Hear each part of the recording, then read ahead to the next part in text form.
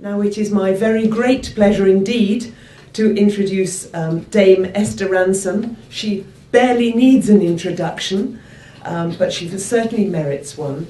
Dame Esther was awarded an OBE, as many of us know, for services to broadcasting, a CBE for services to children, and a DBE for a CBE for services to children, and a DBE for services to children and older people through Childline and Silverline. The names are so effective.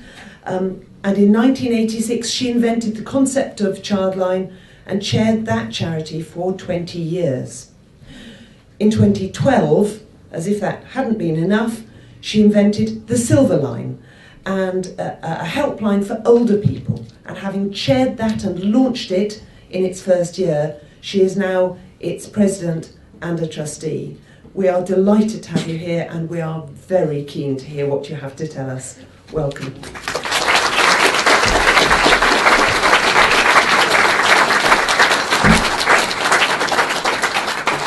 Wow, well, what a pleasure to be here. Thank you so much for inviting me.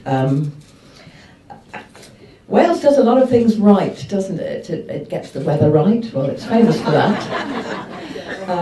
You have a commissioner for older people. We don't have that in England. I don't think there's one in Scotland or Ireland either, so you've done that right. You had the first commissioner for children, who was our director of Childline Cymru Wales and did a great job. So you're pioneers, aren't you?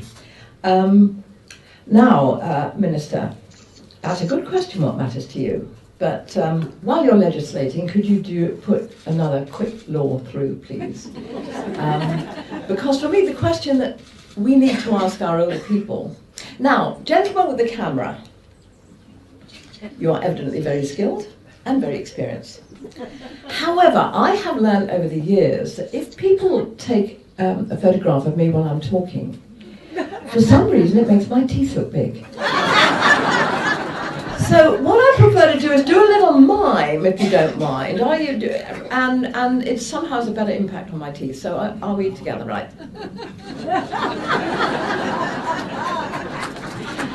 Thank you. That is normally the most popular bit of my talk, actually. Right, we're going back to this law that you've got to squeeze in, and this question you've got to ask. For me, the most important question to ask older people is, what do you do for fun? You know, an awful lot of the callers we get to the Silverline helpline, who knows the number? 0800 4 70 80 90. Yeah. What is that in Welsh? No, don't tell me what it is in Welsh. I'll have to learn it later. But anyway, it's quite easy to remember because it's 0800, which is free, okay? And it's for, well, who's it for? 70, 80, 90. 0800 4 70 80 90. 0800 4 70 80 90. It's a bit brave to sing in Wales, isn't it? I know you'll forgive me. But anyway, that's just a way of remembering. Anyway, a lot of our callers, when we say, now what do you do for fun? They say, fun? Fun's for young people, is it? Haven't had fun for 10 years. When we were piloting the Silverline, I went to Jersey because the government there very much wanted to see what impact, what outcomes we would have if we created the line there in our first piloting year. And they introduced me to a lady. She was lovely. She was in a wheelchair, disabled, but no complaints. She had a little apartment. She had a taxi who came twice a week, and it had a special ramp so she could go shopping. She had carers who came in 3 or 4 times a day to help her, as you say, Minister, get up in the morning and have her lunch and have her dinner and then go to bed. And I said to her, she said that there were French windows from her flat so she could sit there and watch the families in the communal garden. And I said to her, what do you do for fun? And I tell you, there was a silence that went on for 2-3 minutes, because she couldn't think of anything. So bowls is fun. Even if you can't play it, you can certainly advise people on what they're doing wrong. Great advantage of being older, we can do that. My daughter, I can't tell you how thrilled she is that I tell her what she does wrong. Parenting my grandson. Anyway, to whom I am Etta. What a thrill that is. So what happened? How did I get into this? Well, about 5 years ago, you're back, you know. Don't think I haven't noticed it.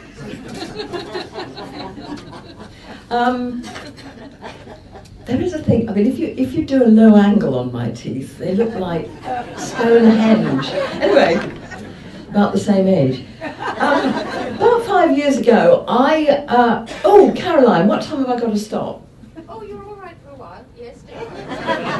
All right, well, I'll tell you what, when you want me to stop, Yeah. when there's about 2 minutes to go, Okay. you go like that, okay? Don't hit the minister, okay? Because he's sitting next to it, can't get it. And when you really want me to stop, you go, okay? There you go. So, I moved into what I describe as a 2-bedroom flat in little old Ladyland, which is good thing to do, because my big family house now houses a family, the way it should. So that was fine. But it did mean that at the age of 71, for the first time, I was living alone. So that meant no matter how busy my day, I would come home into a dark flat, put my key in the front door, no one to say, Borada, no one to say, how was your day, no one to say, any of that. So I didn't like it. Now, I'm 90 years old. My wife died 3 months ago of Alzheimer's disease after 65 years of marriage, but more to the point, 72 years since we first kissed. And she waited throughout the war for me, and I for her. Loneliness, tell me about it. And he sent me a poem that he'd written about his wife. So I took that letter around with me. And also one from Ellen, who lives in Cornwall and hasn't given me her name. And so there's no way I can tell her how much she has inspired me. And she says, I lost my husband of 54 years 3 years ago after a long battle with cancer. 5 years before that, my son died. Like you, I don't want to monopolise my daughter. She has her own family. She does come and see me at least twice a week, but in between, it's so lonely. I can't get out on my own due to health problems. So it can be as much as 3 days I go without talking to anyone. I'm an optimist by nature, and sometimes I need that to get through another pointless day when I feel as if I'm a waste of space. I too find myself talking to the television. How sad is that? I dread the winter nights when everything seems to close in around me and I feel so isolated. So that's a woman who clearly was the prop of her family, nursed her son during his illness, nursed her husband during his illness, and now thinks, because she's older, because she's on her own, that her days are pointless and she's a waste of space.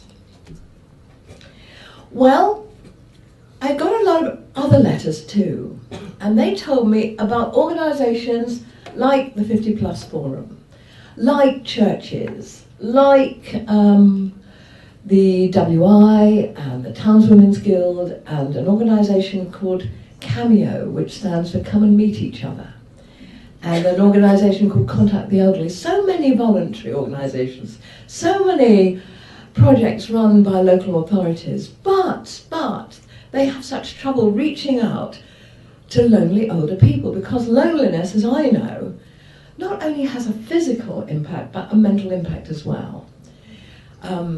You don't eat properly. Why cook for yourself? You don't take exercise. Why walk if you're walking on your own? You think that front door is a brick wall, really, because after a while you think, if you go out, who will actually want your company? And so you become more and more depressed. Loneliness leads to suicidal thoughts, It's, they say, more dangerous than obesity, more dangerous than smoking 15 cigarettes a day. So we really need to reach out to older, isolated people, but in turn, they need to have the confidence to believe they're wanted. So, I was asked to, on the strength of my Daily Mail article, to give a talk to the Campaign to End Loneliness, which is a group of voluntary organisations. And I read aloud some of these letters, and then I said to them, I've got this very strange flashback. Because 25 years previously, I had been talking to a different group of experts, talking about a different kind of stigma. Because the other thing about loneliness is it carries stigma with it. Some people said to me in their letters, how brave of you to be so honest about the way you feel. Because admitting that you're lonely is like admitting you're a restaurant no one wants to eat in. Admitting that you're socially incompetent. So I said to these experts, 25 years ago I was talking to experts in childcare about the stigma of child abuse. And now here I am talking to experts in caring for older people about the stigma of loneliness. Then the answer had been a helpline, childline. Could it be that the answer now is a helpline? To which they all said, yes, do it.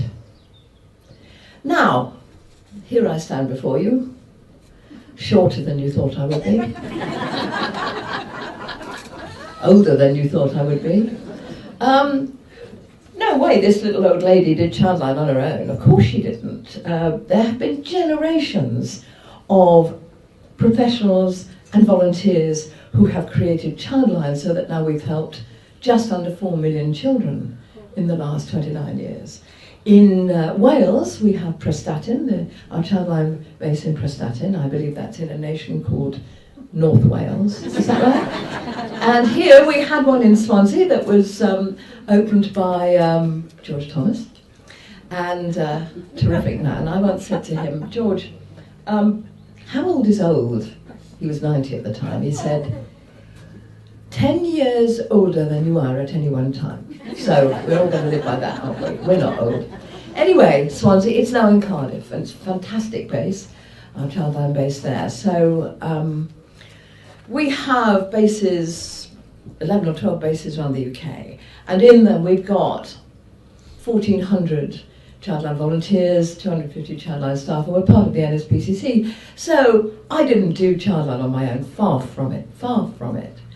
But in that first year, I was pretty much on my own fact-finding for the Silver Line. I didn't realise that's what I was doing, but that's what I was doing.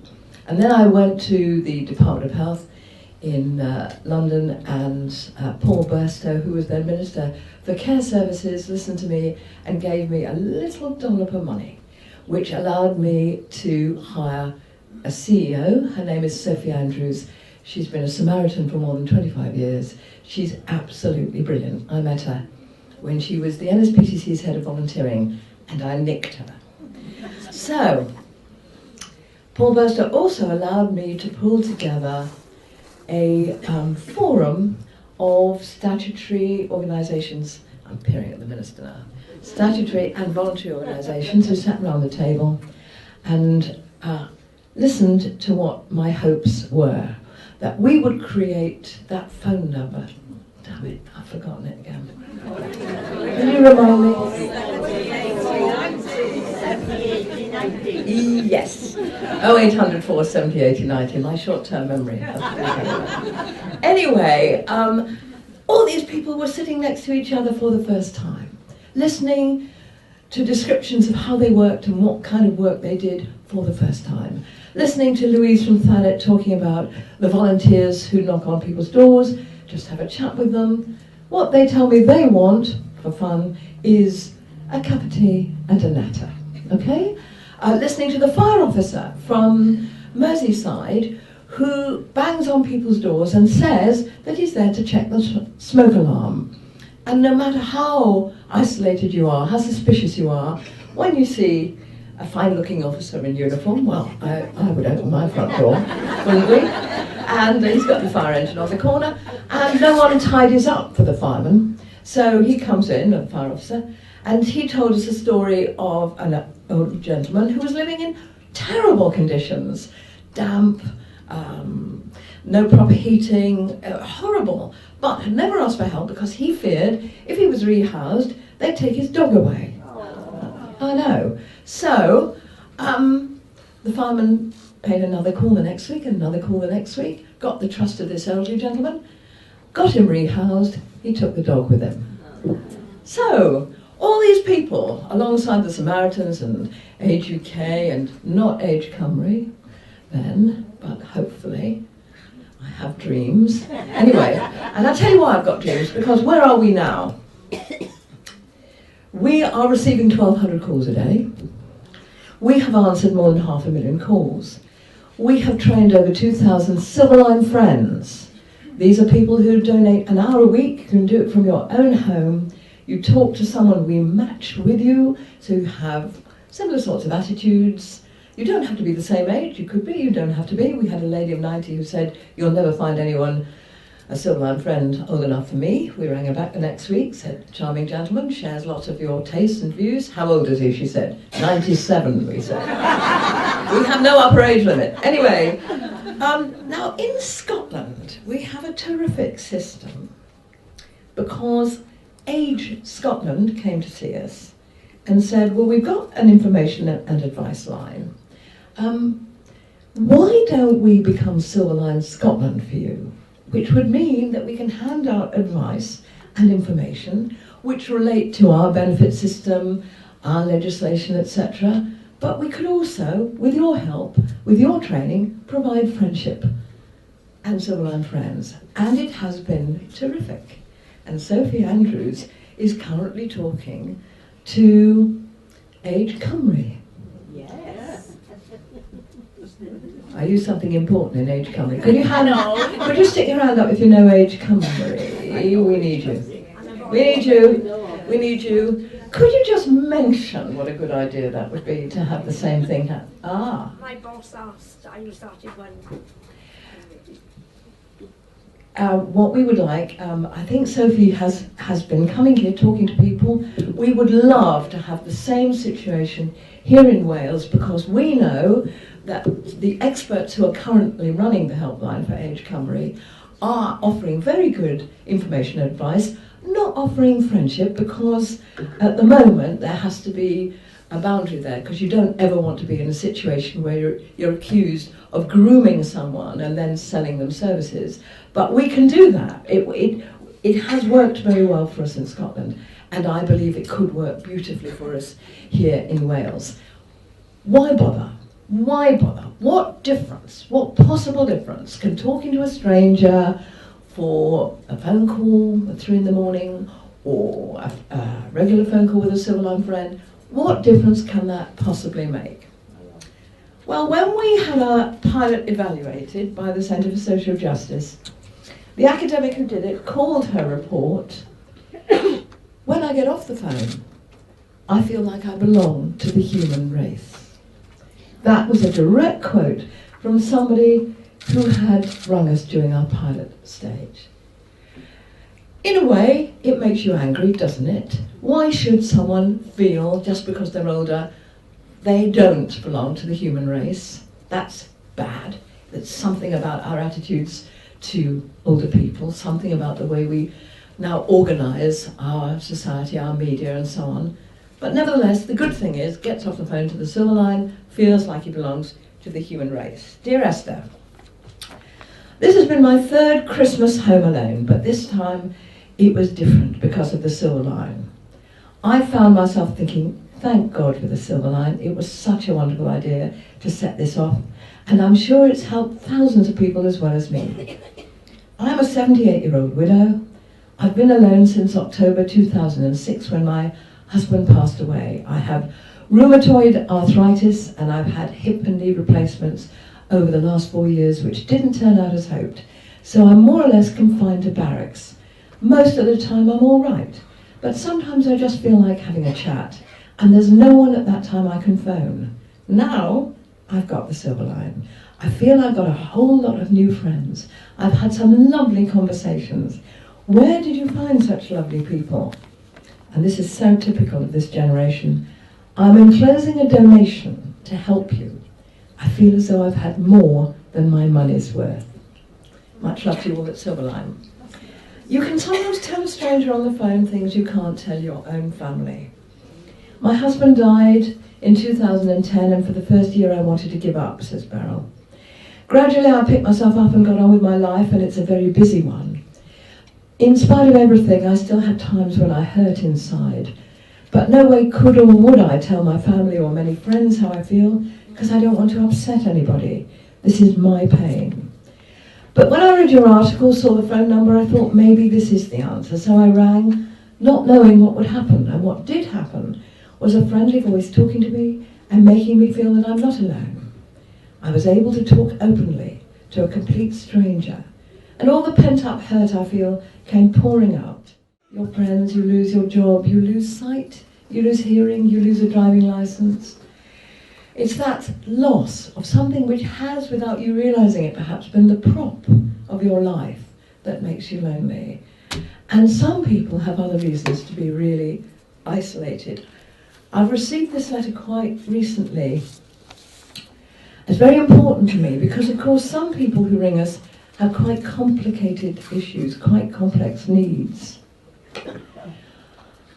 I want to thank Esther for setting up the Silver Line. Because of my mental illness, I have clinical depression, anxiety, and avoidant personality disorder. I've been estranged from all my family for a number of years, and the loneliness has at times been unbearable. Many people told me I should join a group or go to a class, but this is impossible for me because of my disorder. I have tried befriending through various local charities, but they haven't been able to match me with a suitable volunteer. A year ago, I was matched up with my Silverline friend Emma, and she's been wonderful. So warm and friendly, and she accepts me for who I am. The few friends I have never ring me, they're all too busy, yet a stranger is prepared to give me half an hour of her time every week without fail. We chat about all sorts of things, have a laugh, and she's given me some common sense advice when I needed it. That half hour is my favourite time of the week. It's made a huge difference to my life, as she's often the only person I talk to all week. So what are we offering? We're offering Silverline Friendship with Silverline Friends. That's probably half an hour, 40 minutes, sometimes maybe as much as an hour a week. It's a call to a matched person. We offer Silver Circles. Those are conference calls facilitated by volunteers. Someone put down the phone and said, you know, I realise it's 5 years since I've talked to more than one person at a time. For hearing impaired people, we offer silver letters. We train people, and of course we check people a bit before we ask them to join us, but that's what we do. And as I say, we are taking around 1,200 calls a day, most of the calls coming after 5:30 and over the weekends, toughest times. Lady from Scotland. I just want to put pen to paper, she says, bless her, she's typed it. I just want to put pen to paper to say a huge thank you to Silverline. There must be so many folks like myself who are benefiting from this superb service. To explain, I've been part of a Silver Circle group for a few weeks with Caroline, our facilitator, and also have a Silverline friend, Linda, and already I look forward to a blether. Okay, I hereby promise you, if you ring the Silverline, you will not be patronised. I almost guarantee it will be fun, and if it's not fun, you complain to me. Okay? Furthermore, you may know someone who's quite isolated.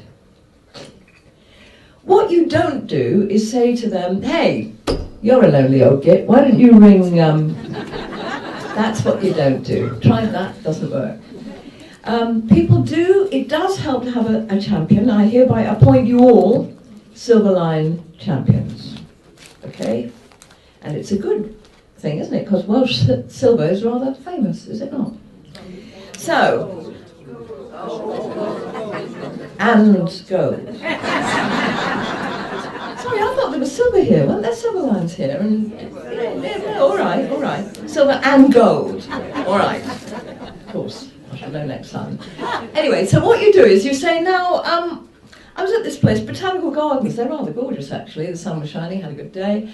But that Esther Rantzen was talking to us about this new service she's rather keen on. And she was saying she's really looking for people to test it, because it is quite new. So what you do is you ring it, and it's free and confidential, so no damage done, even if you don't like it. You can ring it maybe at 3 in the morning, if you wake up and you feel a bit sad or lonely or you fancy a chat, or any old time. But you're doing it to test it for her because she wants to know if you enjoy it. And she has said, if you don't enjoy it or you think it should be improved, I'm to let her know, okay? And that has 2 advantages. 1, it's not patronising. And 2, it's true. We really do need mystery shoppers. We really do need people to tell us how we can improve the service, okay? So is that a deal? And if it's a deal, and if I've got time, I will tell you about Joan Collins as your reward. Have I got time to tell them quickly about Joan Collins? Would you like to know about Joan Collins? Yeah. Dame Joan Collins. She and I were damed in the same honours list, which was a really bad idea because what it meant was that the Daily Express put my picture on the front page next to her. Now, if you're going to have your picture next to anybody, don't make it Joan Collins. She admits to 82. Please don't say I said this, but I think she might be 83. But however she is, she looks glorious. I was actually at her party to celebrate her daminess, and her lovely young husband, Percy, threw it for her.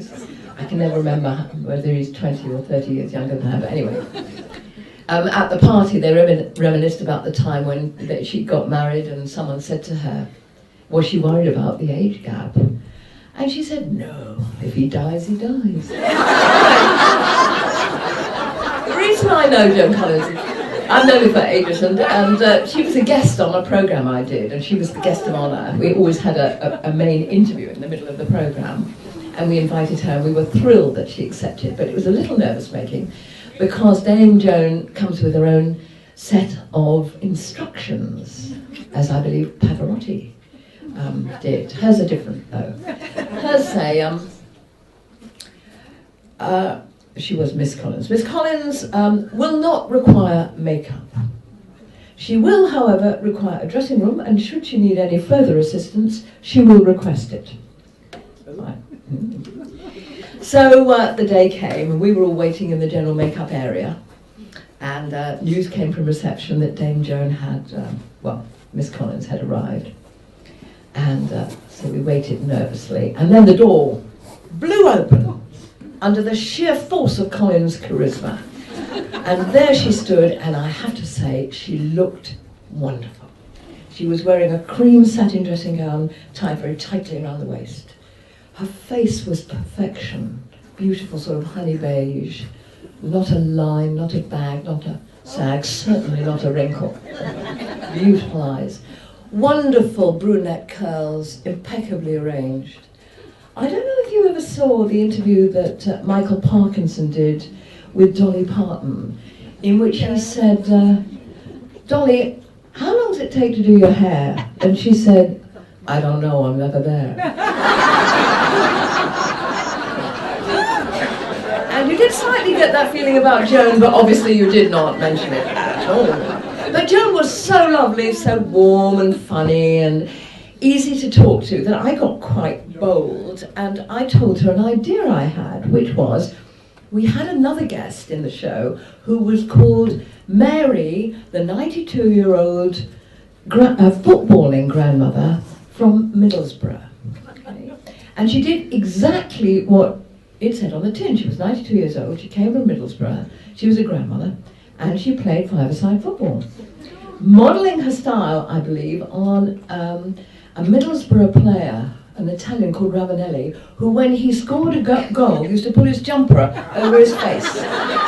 So obviously Mary did the same. Slightly different effect.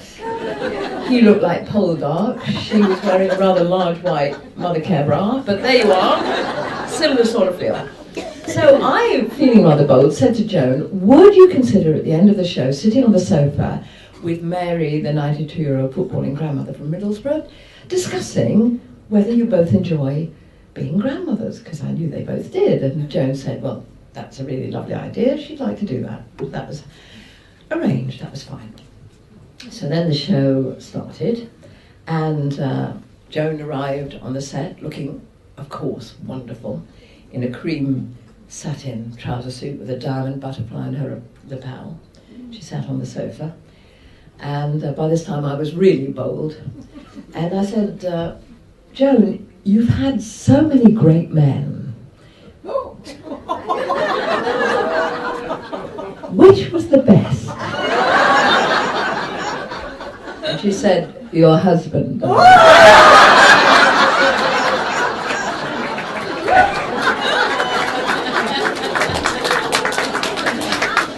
Which pleased him and surprised me. So then we showed the film of Mary playing football and rushing up and down the football pitch, pulling her jumper over her face and scoring goals, and that was lovely too. And then the two ladies sat on the sofa at the end talking about what fun it was to be grandmothers, and that was lovely, and the show ended. And the red light went off, and the cameras retreated, and I said, ladies and gentlemen, Miss Joan Collins, and she rose and did a wonderful sort of dynasty twirl and began to walk off to the exit up there. And Mary, the 92-year-old footballing grandmother from Middlesbrough, looked after her and said, oh, I do hope I'm as pretty as that when I'm her age.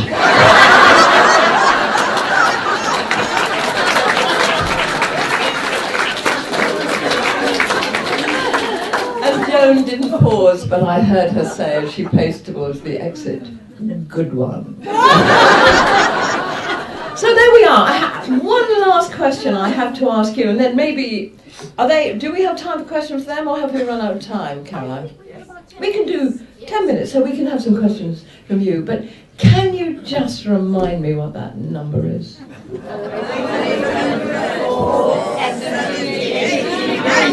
Well done. Thank you very much indeed. That's very kind of you. Now, has anyone got any questions for me? There's a hand up there. I don't know if we've got microphones, probably not. Oh, there is! There's an elf with a microphone. Very pretty elf.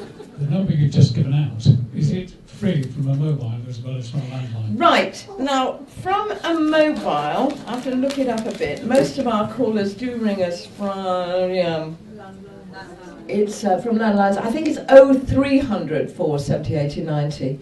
I've got a leaflet somewhere.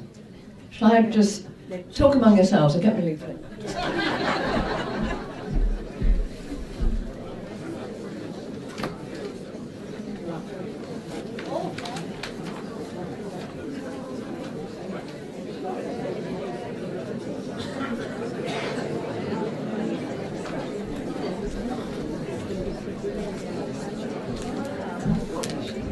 I've mislaid my leaflet, but I think at your 50 Plus forum you've got leaflets, and I think it's 0300 470 80 90, but most callers ring us from landlines, and it is indeed free, open 24/7.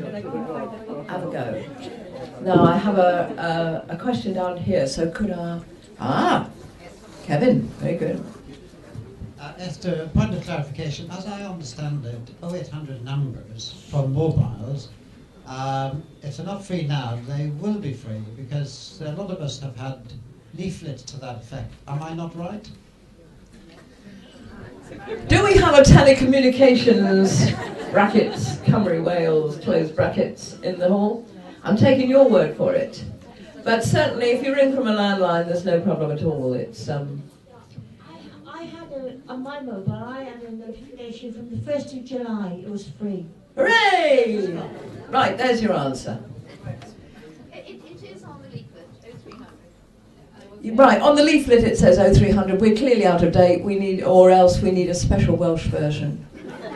Is it only in Wales you can get it free from... Everybody's got their hands up now. We're now drifting into the area of telecommunications. Madam at the back. I'd just like to say I think it's wonderful what you've done, but I feel at nearly 70 that we need a society that lets us use our skills when we're old as well. We're not just put aside and put in homes and put in places. We've got a lot to offer, and we seem to be separated from different generations. Well, yes. And I do think that we still have an awful lot to offer. I remember my mother at 90 going to schools telling them what it was like in the war. Oh, well, there are people who are doing that. Yeah, but I think there's more that we can do. There's a whole lot. And I think geographically we shouldn't be so divided. I agree with you. There are two views about this, really. There isn't a view about older people being a fantastic resource. I mean, the voluntary sector would fall to bits without us, wouldn't they? I mean, we are the volunteers as well as being the donors in many cases. So, and of course, you know, life experience and skills, and there are a lot of older people that go into schools and do reminiscent work there, talk about the war and so on, talk about, there are knitting classes, there are all kinds of things that people offer schools quite rightly and that schools accept gratefully, quite rightly. Some people do like living in retirement villages or retirement developments. Quite often they have activities which they enjoy doing, be it fish and chip lunches or opera evenings or something. They can be made age appropriate and they can be graduated so that you get more support as you get more frail. So that doesn't suit everybody, it suits some people. The forum here provides a voice, and actually I think all too often elder people are invisible and inaudible when the media are chatting, you know. I still think the media neglect us as a segment of the community. Advertisers are beginning to wake up to the fact that the grey pound, or the silver pound as I prefer to call it, is very valuable. But I agree. I think that we need to shout about it when people call us bed blockers because we're in hospital too long, when nobody stays in hospital a minute longer than they have to. It's because it's difficult to get home if home isn't safe, you know, and if there isn't sufficient support for you. House blockers, well, create more appropriate housing for us, and many of us would move into smaller accommodation which would free up family homes and so on. So I do think that we are denigrated, treated as a problem, when in fact we should be treated as a resource. And looking at you all, I mean, U3A, what about U3A? Do we know about U3A? Yeah. I always roll with laughter when I'm asked to talk to U3A because actually you're a bit like them here. I would say you're a very peculiar bunch. A, you filled up from the front, and B, you're sitting there smiling. And you're doing the same, you see. So you can actually get these very lively groups of people who are of a similar age, but it doesn't mean we don't mix with others, does it? And it doesn't mean we haven't got a great deal to offer, does it? Any other questions? There's a Sir back there. I'd be interested to know what now, the reaction was to you gotta wait until technology joins you. There it is. Right, have another go. I have been, for the last 36 years, associated with the Abbeyfield Society in Wales. I've been its regional director, and I've also sat on the National Council in London. I'd be interested to learn what your instant reaction was to what I thought was a rather triumphalist comment from the minister. Can you put that thing? Just hold it by your mouth. I would be interested to learn what your reaction was to what I thought was a rather triumphalist comment from the minister, that there are fewer people in residential homes in Wales today than there have been for a long time. Now the spin-off from that is that people are consigned to living in their own homes, supported as they can be by the local authorities, whose resources are ever diminishing. So I was wondering what your reaction was to that comment, because certainly those who live in the Abbeyfield homes have companionship, food, security, the lot, and independence. Good point. I mean, when he said it, when you said it at first, I thought you meant they'd all fallen off their perches. But then he said they were around. I agree with you. I think it's quite wrong to assume that residential care homes are all bad. You know, when I was, very briefly, Blinker, you missed me, a candidate for the general election of 2010 in Luton South, what possessed me, lost my deposit, quite rightly. One of the places that invited me to visit them was a care home, and I was talking to one of the staff there, who was evidently completely devoted to the residents there. And she said, if you have a look at some of the disabilities that people have, they couldn't eat well, have so much fun, have joint activities, have outings, you know, live in the style and in the comfort and as safely as they do here. So what I would say is, in an ideal world, we would have choice. And in an ideal world, we would be confident that if we moved into a home, they would all be as beautifully run as Abbey Fields. And Abbey Fields are fantastic, I know. They aren't all like that, are they? And the other problem is that as you become more frail and more vulnerable, and your care needs become greater, the people looking after you are sometimes very poorly paid, not well trained, and there can be, as we unfortunately know, instances of neglect and abuse. So what we need to do is ensure a consistency of standard and bring them all up to Abbeyfield standard. And I do agree with you that for many people, living communally provides them with security, comfort and a quality of life you can't get on your own. Ah. Right, we're doing that. So thank you once again for inviting me here and have a lovely day. And I think the sun is still shining, so we can still have a lovely time exploring your beautiful botanical gardens. Thank you so much.